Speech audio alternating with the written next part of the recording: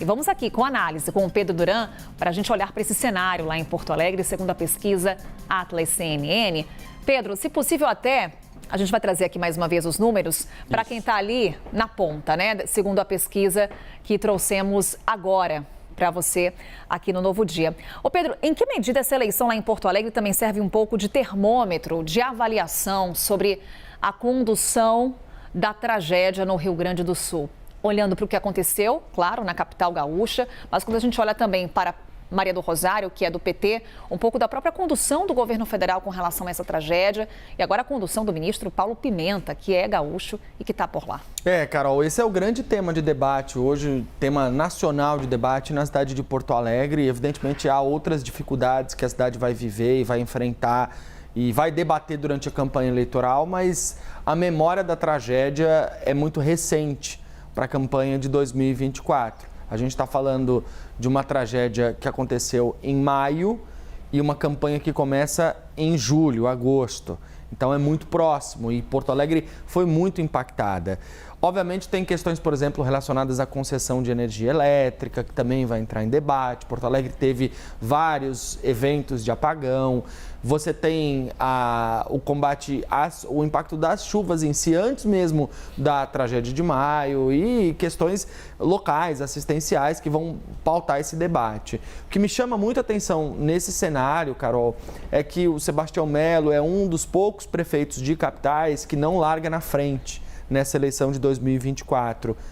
E outras pesquisas davam ele mais à frente, antes mesmo da gente ter a tragédia. Então ele já pode estar sofrendo um pouco do impacto do que aconteceu nos últimos meses.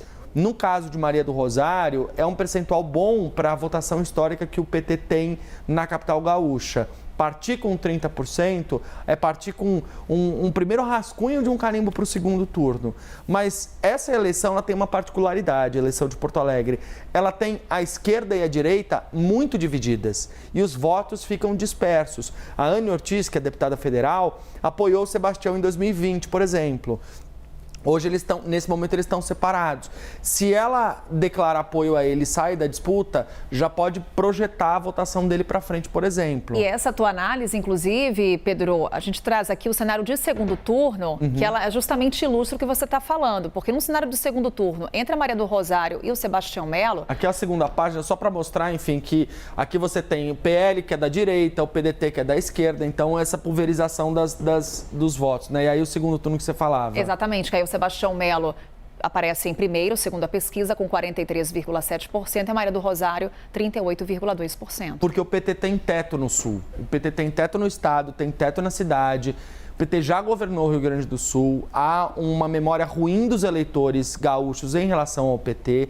É algo semelhante ao que acontece em Minas Gerais, porque a gente teve uma gestão em Minas Gerais do PT, que foi uma gestão que deixou os mineiros muito marcados negativamente por uma série de fatores que aconteceram, tanto que Romeu Zema acaba sendo eleito logo no primeiro turno como governador, enfim, é reeleito. Então, aqui no caso de Porto Alegre, Carol, o grande desafio da Maria do Rosário vai ser manter uma eventual liderança no primeiro turno para um segundo turno.